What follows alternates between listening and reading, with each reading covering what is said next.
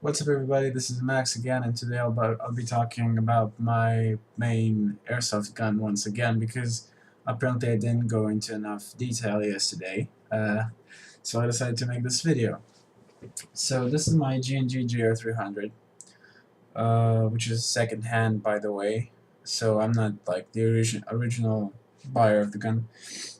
So first of all, externals. It has a folding stock that folds into the inside right here. It's actually called the skeleton stock, and it stays in place pretty nicely. It wobbles a little bit, but it doesn't it's pretty sturdy. And when it's in place, it doesn't wobble at all. It's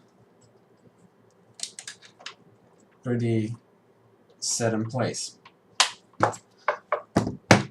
So this is the stock. It has a MOE Magpul foregrip. The original, that's not a foregrip, I'm sorry, it's a pistol grip.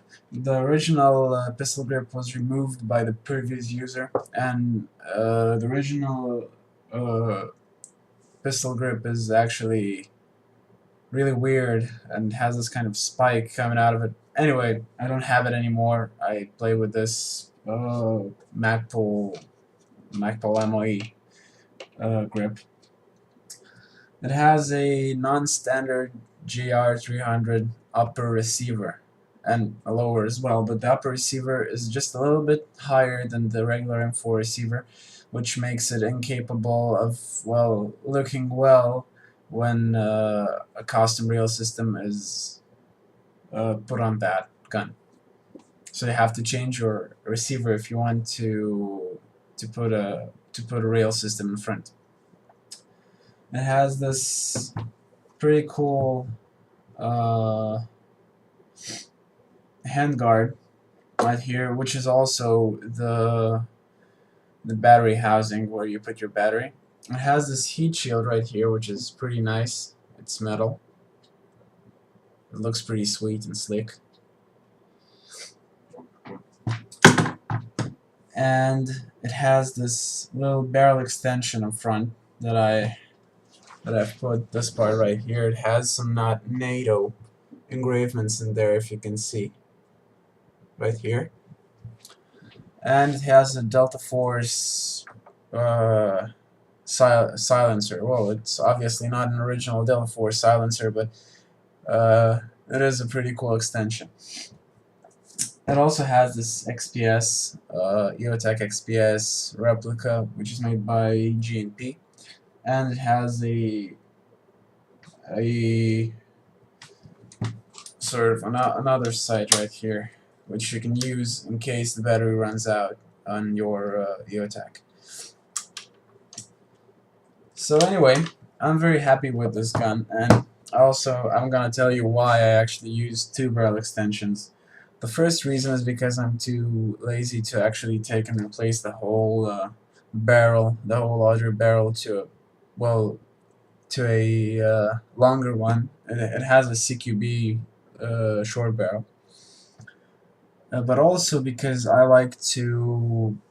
like in the future, because it's pretty much a project, I'd like to have my gun sort of to be able to handle different situations. So if I'm going to play in close quarters, I would take off my long outer barrel along with my silencer, and I'll take out my long inner barrel and put a short one inside, and so I could sort of play with that. So this gun is going to be a project for the next couple of months, and I'm going to install a rail on the lower part of the handguard, and I'm gonna put a foregrip in here.